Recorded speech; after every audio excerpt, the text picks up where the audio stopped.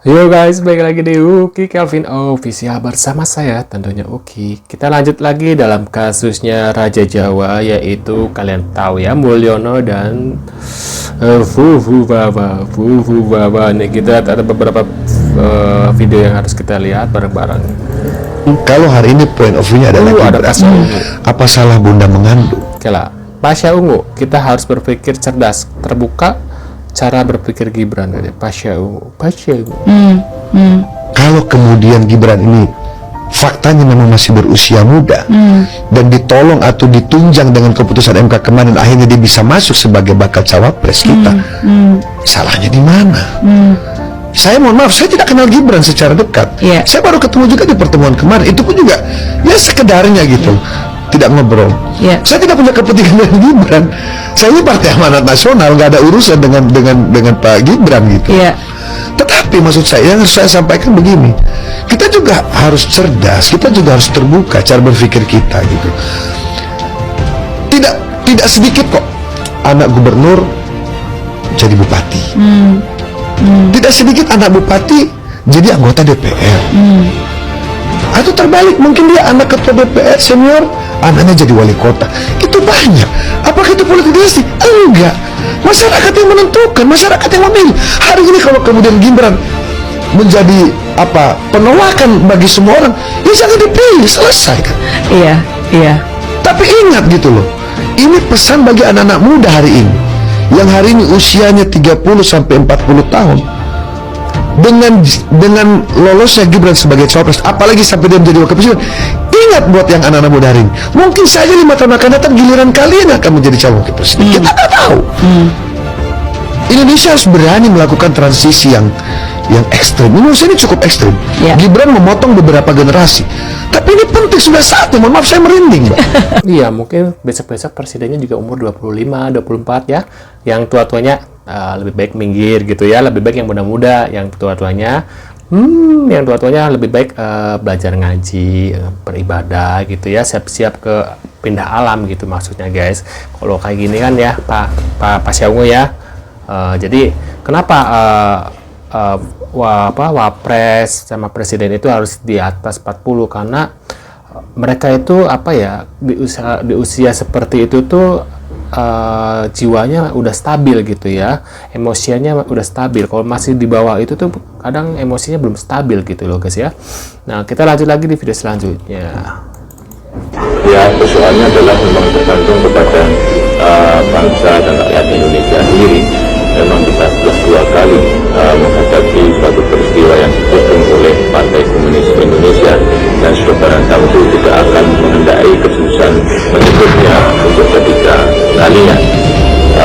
Kita telah paginya memang kita agak Semenjak beliau sudah tidak ada, mereka subur. Nasihat Pak Harto agar kita selalu waspada agar tidak terjadi untuk ketiga kalinya sejarah kelam bangsa ini, katanya gitu. kurang mempunyai kewaspadaan di dalam politik, artinya pengamanan di dalam politik, sehingga kita itu lengah mempercayakan sekali bahwasanya DKI benar-benar akan berjuang untuk kepentingan rakyat Indonesia bersama-sama dengan kekuatan sosial lainnya.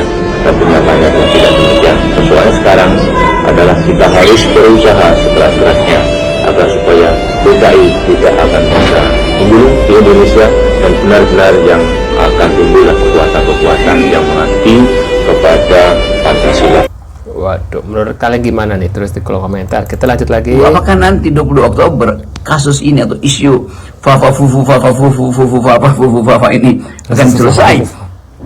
Kelihatannya tidak akan selesai, karena diniatkan betul oleh si penggoreng supaya kasus ini ada di dalam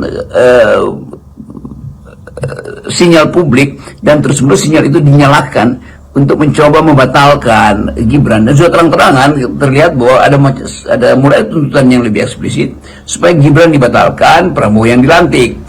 Tapi kita mau antisipasi itu juga dari perspektif Pak Prabowo. Apakah itu membahagiakan atau justru mencemaskan dia?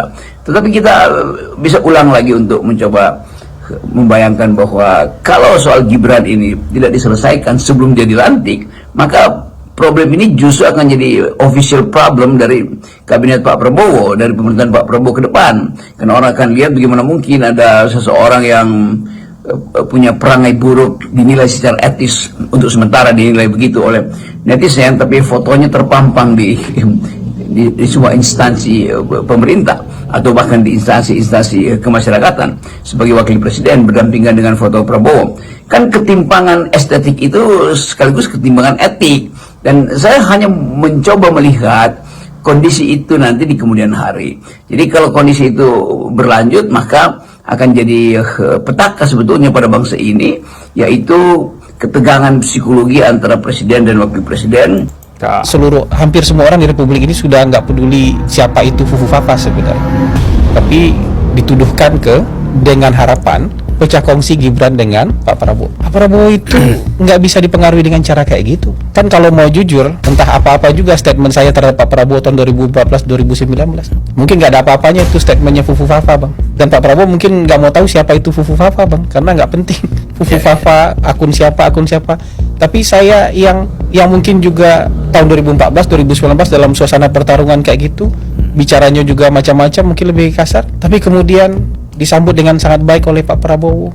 Mereka salah mengukur kebesaran jiwa kenegarawanannya Pak Prabowo. Mereka salah mengukur levelnya Pak Prabowo. Kalau berharap ini bisa memantik sesuatu dari Pak Prabowo sehingga terjadi kecurigaan, sakwasangka dan segala macam, menurut saya itu kesalahan besar. Dan berusaha untuk memisahkan Pak Jokowi dengan Pak Prabowo dengan cara seperti ini, menurut saya kesalahan besar. Dan kesalahan besar yang paling fatal menurut saya adalah mereka seolah-olah bicara pendirian moral menghakimi akun Fufu Fafa. Orang-orang yang menghakimi ini, Bang, kesehariannya sampai hari ini di media sosial nggak lebih baik daripada Fufu Fafa, nggak lebih bersih, nggak lebih baik kata-katanya, bahkan mungkin lebih jorok, lebih buruk kata-katanya dibandingkan lebih brutal Fufu Fafa. Oh, berarti dia mengakui dong kalau Fufu Fafa adalah Gibran, bener nggak sih orang ini tadi barusan ya? Mahkota sang Raja Jawa akhirnya menunjukkan batang hidungnya di gedung KPK untuk mengklarifikasi dugaan gratifikasi atas dirinya dan istrinya. Setelah selesai memberikan klarifikasi kepada KPK, sayangnya si Pangeran Cebong ini menolak untuk memberikan pernyataan ke media. Ia malah menyuruh jubirnya atau kuasa hukumnya untuk berbicara. Sang pengacara bilang kalau saat itu si Gibran dan istrinya cuma nebeng jet pribadi milik temannya yang kebetulan pada saat itu juga akan terbang ke Amerika. Jadi ingat ya guys, cuma nebeng. Tuh, cuma nebeng guys. Jadi jangan salah sangka dulu ya buat kalian. Otorita Raja Jawa koleksi utang menuju 10.000 triliun rupiah. Ramalan krisis 2025 mendekati nyata. Ekonom senior Profesor Didik J. Rajbini menilai kebijakan utang yang diperlihatkan pemerintahan Jokowi sangatlah otoriter. Sehingga jangan heran angkanya menumpuk menuju 10.000 triliun rupiah. Nah, sekarang setelah 10 tahun Jokowi berkuasa, pura-pura lugu. Pura-pura nggak ngerti apa-apa.